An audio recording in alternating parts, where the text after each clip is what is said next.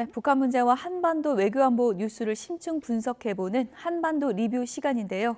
오늘은 국방연구원 안보전략센터장 이호령 박사 나오셨습니다. 어서 오세요. 네, 안녕하세요. 네, 우크라전 파병 얘기부터 좀 해봐야 될 것 같은데 북한이 이렇게 파병을 하는 거는 이번이 처음인 거죠? 네, 처음이죠. 예. 대규모 파병을 한 건 처음이고요. 지금 뭐 보면 국정원에서 그 발표한 내용을 따르면 10월 8일부터 13일까지 또 러시아의 해군 함정이 들어와서 북한 군을 실어서 나갔다라는 거 아닙니까? 그래서 이거 러시아 해군이 들어온 것도 1990년 이후 처음이고요. 해서 지금 1,500여 명이 러시아의 4개 지역으로 지금 가 있다라는 보도를 했었죠. 예. 지금 파병 규모나 혹은 또 이제 갔을 때 어떤 역할을 하게 될지 이런 거는 어떻게 좀 추측을 해볼 수 있을까요? 보면 사실상 북한이 군사 물자를 지원을 하고 또 실제로 우크라이나 전쟁에서 사용된 무기 체계가 이전부터 많이 보고가 되지 않았습니까? 이미 122mm 포라든지 155mm 포탄이라든지 번개 4에 들어가는 포탄이라든지 또 북한이 새로 개발했다라는 신형 단거리 미사일 KN-23 등이 이미 사용됐고 또 거기에 대한 성능이라든지 이런 것들이 이미 언론 매체를 통해서 많이 보도가 됐고요.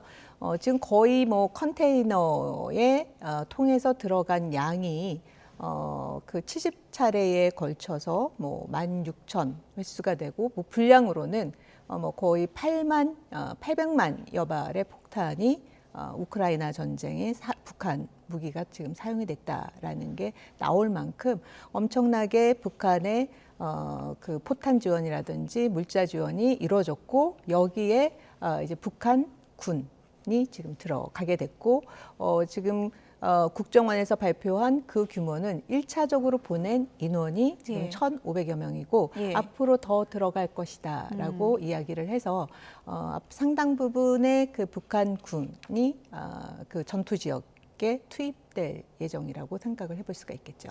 러시아 연해주 쪽에서 촬영됐다 그러는데 북한군으로 추정되는 영상도 이제 공개됐습니다.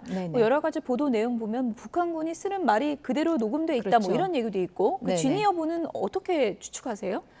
일단 지금 블라디보스톡이라든지 몇 군데를 통해서 지금 북한군이 지금 1,500여 명이 지금 들어가 있어요. 보면은 블라디보스톡, 우스리스크, 그다음에 하바롭스크, 블라코, 베인스크의 4개 지역에 지금 북한군이 가 있고 지금 녹음 목소리를 딴 거는 지금 보면 하바르스크랑 우스리스크 사이에 있는 세르기예프스키 훈련소에서 그 훈련을 받는 과정에서의 그런 군복을 지원받고 밥을 먹으러 갈 때 같이 가자라든지 이런 말들이 육성이 녹음된 것들이 나온 거라고 볼 수가 있겠죠. 예, 상당히 좀 신빙성은 있다. 지금 어떻게 보면 이제 훈련을 받고 있는 이제 모습으로 추정된다 이렇게 볼 수 있는데 북한이 이제 과거에는 이렇게 군사 지원단 정도만 이렇게 보낸 걸로 알려지고 있는데 이렇게 본격적으로 러시아에 파병을 했다. 이거는 북한으로서는 어떤 의미로 보낸 겁니까?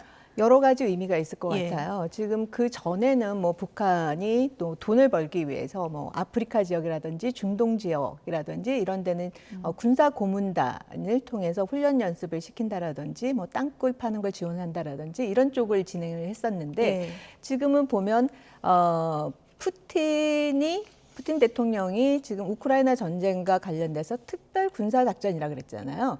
그런데 특별 군사 작전이라고 한 곳에 제3국인 북한의 파병을 받았다라는 것은 실질적으로 특별 군사 작전이 아니라는 것을 러시아가 스스로 인정하는 셈이 되는 거고요.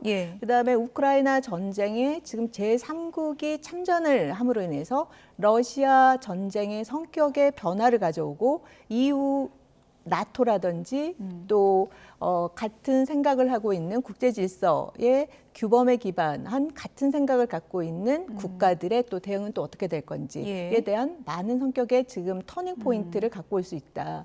그리고 지금 북한 같은 경우는 이미 군사 물자 지원이라든지 무기 지원이라든지 지금 군 파병이라든지 이런 거는 지금 유엔 안보리 대북 제재 모두 위배. 가 되는 상황인 거죠. 예. 그런데 문제는 지금 북한이 그런 또 유엔 회원국이잖아요. 예. 이런 거를 종합해 볼 때 앞으로의 갖고 올 국제 질서를 혼란을 시키는 데 있어서의 이 북한의 어떻게 보면 위치라든지 역할이라든지 이런 게 좀 전반적으로 국제사회의 엄청난 비난과 또 다른 더 수위가 높은 또 다른 어떻게 보면 예. 제재를 갖고 올 수 있다라고 볼 수가 있습니다. 파병에 대한 파장은 이제 잠시 다시 한번 좀 짚어보도록 하고요. 이번에 이제 특수부대 파병했다 그러잖아요. 네네. 북한의 특수부대의 그런 뭐 작전 능력 수행 정도는 뭐 어떻게 저희가 볼 수 있고 러시아하고는 이제 비교가 안 된다. 그래서 본격 참여는 어려울 것이다. 이런 분석도 있지만 뭐 전쟁에 있어서 직접적으로 전면에 나설 것이다. 이런 또 시각도 있던데요. 네, 지금 뭐 북한의 특수작전군, 북한이 이제 2017년부터 이제 그건 뭐 폭풍군단에 해당되는 거 이름은 이제 특수작전군에서 예. 각 군에 있는 어떻게 보면 특수작전 부대에 해당되는 군을 이제 통합적으로 운영을 하는데 뭐 한 20여 만 명 내외 정도로 이야기를 하고 있고 이제 거기에 보면 이제 경보병 여단이라든지 뭐 저격 여단이라든지 우리로 치면 이제 공수부대에 해당되는 뭐 항공육전 예. 부대라든지 뭐 여러 가지가 있는데 이제 그 중에 일부가 지금 같다라고 이제 보여지는데 좀 보면 러시아 같은 경우에는 징집하기도 굉장히 어렵고요. 예. 지금 상황이. 그리고 안 가려고 하는 거죠. 그리고 거의 뭐 매일같이 1,000명 이상이 죽어나가고 있는데 예. 어느 누가 지금 거기에 지원을 하겠습니까? 이제 그러니까 왜 그 작년 올 6월에 바로 러시아가 전쟁을 하고 있는 국가가 전쟁을 하지 않는 국가와 군사동맹 조약을 맺는다라고 하는 것은 사실상의 이런 파병의 가능성을 열어놓고 한 거라고 예. 봐야 되는 거죠. 그리고 북한도 이거에 대해서 충분히 생각을 하고 러시아와의 그런 새로운 조약을 맺었다라고 볼 수가 예. 있습니다. 그렇기 때문에 그 조약에 기반해서도 북한은 당연히 보내야 된다라는 그런 논리를 취하겠죠. 예. 북러 관계가 밀착된다 그랬었는데 이렇게 되면은 뭐 거의 뭐 혈맹으로 가는 겁니까? 어떻게 봐야 되는 겁니까? 파병을 해서 예. 같이 전장에서 싸운다라고 한다면 결국에는 북한은 혈맹이라는 부분을 강조를 할 테고 북한이 이렇게 파병까지 하고 군사 물자라든지 뭐 무기를 이렇게 대대적으로 지원을 한다라는 것은 예. 뭔가를 얻기 위한 거지 않습니까? 그래서 예. 가장 지금 국제사회가 우리를 포함해서 국제사회가 가장 우려하는 것이 예. 북한이 러시아로부터 그동안 막혀 있었던 넘지 못했던 주요 기술, 첨단 기술을 이전받고자 하는 게 아니겠느냐. 서로 주고받는 게 있는 그렇죠. 거다. 예. 그렇다면은 설마 그런 하이테크 기술을 주겠냐에 해당되는 기술들, 예. 뭐 예를 들면은 뭐 재진입이라든지 뭐 다탄두 기능이라든지 예. 핵잠 관련이라든지 뭐 그다음에 우주와 관련된 그런 핵심 기술들을 북한에게 제공을 할 가능성이 점차적으로 우려했던 게 예. 높아질 수 있다. 그리고 그에 따른 나중에 국가가 이 지역뿐만 아니라 국제 사회에 미칠 어떻게 보면 파급 효과, 불안정을 갖고 오는 요인으로서의 우려도 지금 커진 상황이라고 볼 수가 있겠죠. 예. 그러면 지금 상황에서는 이제 북한의 대북 제재도 거의 무용지물이 된 상황에서 북한이 러시아와 이렇게 밀착되는 것을 제재할 방법이 마땅히 없는 거 아니냐 이런 회의론도 있는데 그건 어떻게 보세요? 결국에는 이런 회의론이 있을 수가 있는데요. 네. 러시아가 결국에는 다른 국가도 아닌 북한의 손을 잡았다라는 것은 그만큼 러시아의 국력이라든지 전쟁 수행 능력이라든지 이런 게 굉장히 제한되고 있다. 역량이 굉장히 떨어져 있다. 러시아가 그만큼 급한 거다. 그렇죠. 급하다라는 걸 반증하는 거라고 볼 수가 있고요. 그리고 그런 러시아를 지금 북한이 도와주고 있고 거기에 지금 상당 부분의 군사력이라든지 물자라든지 인력을 대대적으로 이렇게 지원을 하고 있는 상황에서 그럼 한반도 지역은 어떻게 되느냐. 북한이 이렇게 한반도에서 위기를 고조시키고 있는 데서 여기에 대비 태세와 관련돼서는 북한이 어느 정도 감당할 수 있는 역량을 또 준비를 하고 있느냐에 대한 이제 퀘스천이 남는다라는 거죠. 그래서 결국에는 두 개의 러시아와 북한이 이렇게 대응하는 데 있어서 지금 보면 굉장히 소모전이지 않습니까? 북한이 지원한 것도 결국에는 소모전으로 다 날아가 버리고 예. 그것이 실질적인 어떻게 보면 러시아의 압도적인 승리를 가져오는데 역할을 하고 있지 않는 만큼 지금과 같은 상황이 지속되면 될수록 러시아와 북한이 보다 더 같이 열세에 빠질 가능성이 높다라는 거죠. 예. 어쨌든 북한이 러시아에 군대까지 보낸다? 이 상황을 중국은 어떻게 보고 있을까요? 중국 입장에선 굉장히 셈법이 복잡할 것 같아요.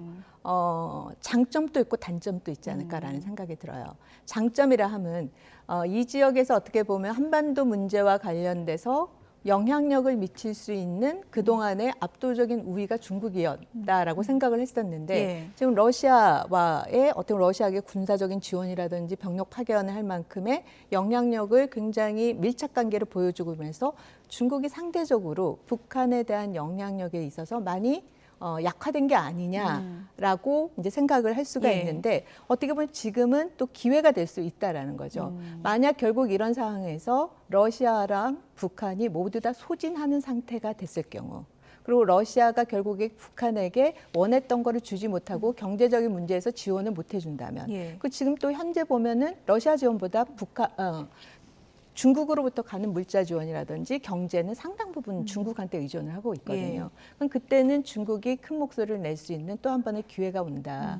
그리고 지금의 또 이런 상황에서 국제사회와 함께 북한의 행동을 또 제어할 수 있는 게 중국밖에 없지 않겠느냐라는 측면에서 또 중국이 외교적인 입지가 또 상대적으로 높아졌다라고도 볼 수가 있겠죠. 예.